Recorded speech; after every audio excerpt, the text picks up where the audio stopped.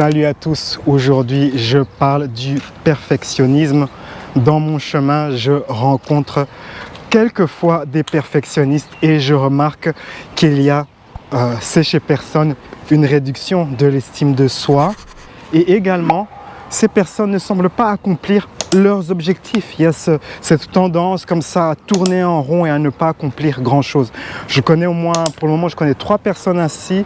L'une à la mi-quarantaine, il a tous ses grands objectifs, machin, mais il n'accomplit rien. Il est là prisonnier de son perfectionnisme. L'autre personne a une cinquantaine, la même chose, tourne en rond et les objectifs ça ne s'accomplissent pas et on avance en âge. Et enfin, il y a une troisième personne qui est dans la même situation. Alors, que faire? Quand on est perfectionniste, il y a la tendance à associer le bien-être, l'estime de soi à l'accomplissement de quelque chose.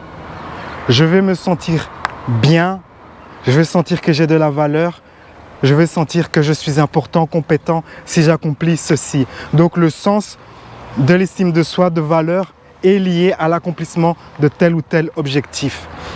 C'est une source de souffrance, une source de frustration. Il est préférable de divorcer, séparer l'estime de soi de l'accomplissement de tel ou tel objectif. En fait, les gens qui accomplissent leurs objectifs, justement, n'ont pas ce défaut d'associer l'estime de soi à l'accomplissement de quelque chose. Il faut d'abord que vous vous sentiez bien dans votre peau pour pouvoir facilement accomplir telle ou telle chose. Les personnes qui souffrent de perfectionnisme ont tendance à rejeter la courbe d'apprentissage. Or, pour accomplir tout type d'objectif, il y a une courbe d'apprentissage. Il faut passer par plein d'étapes, faire des erreurs, apprendre de ces erreurs, grandir comme ça. On ne peut pas séparer.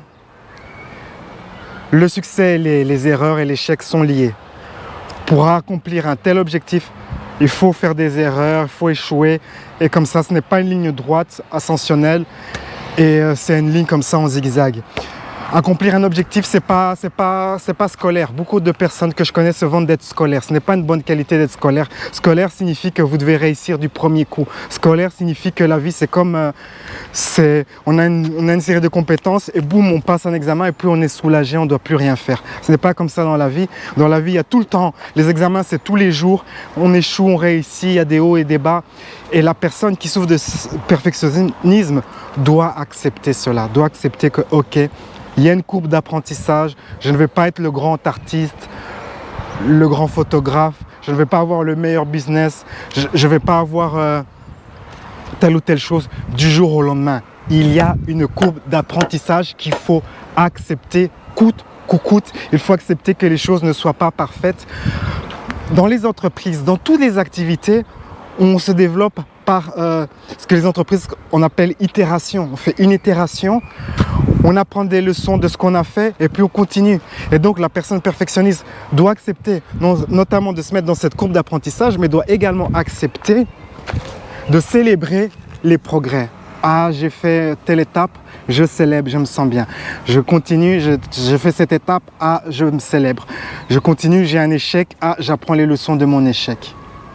L'idée que vous allez réussir comme ça du premier coup. J'ai un ami qui est dans la finance. Il ne veut plus travailler dans la finance pour toutes ces entreprises. Ça n'a pas de sens pour lui. Ce qu'il aimerait, c'est qu'il aimerait faire des formations en ligne où les gens... c'est un bon trader. Il a travaillé pour des groupes de trading comme ça, des grandes banques en Suisse.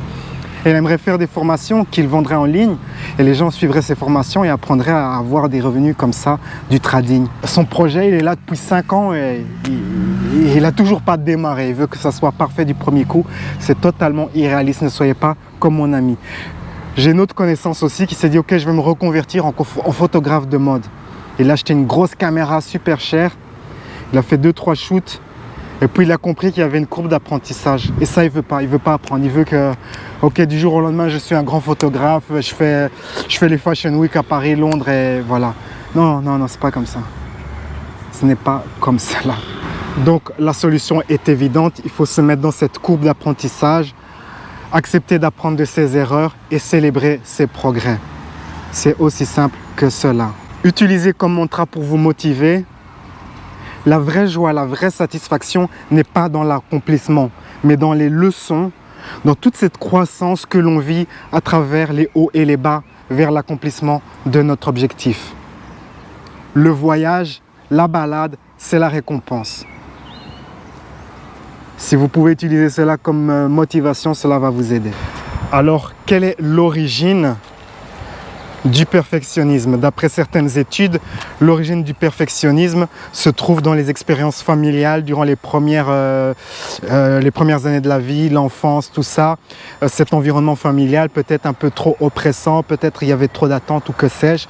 Donc ce que je vous recommande, c'est de cliquer sur le lien dans la description ou dans la section des commentaires vers mon module de 20 minutes, une séance sur les 5 blessures de l'âme, et vous allez travailler les 5 blessures que l'on peut avoir durant l'enfance, les fameuses blessures de rejet, humiliation, trahison, et ainsi de suite, abandon, et ainsi de suite.